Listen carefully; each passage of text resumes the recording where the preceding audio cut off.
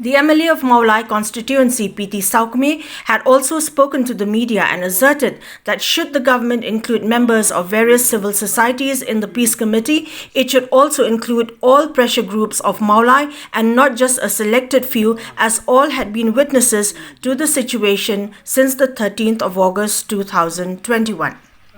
Borok kisang phalang muda, borok kisang phalang ke dalam kawai kami kene koi ka, kawai ke isu dalam ka sur yang Maulai. Di jika part mulai sarkar markum bakal mata, di hapa mulai donggun kisang phalang.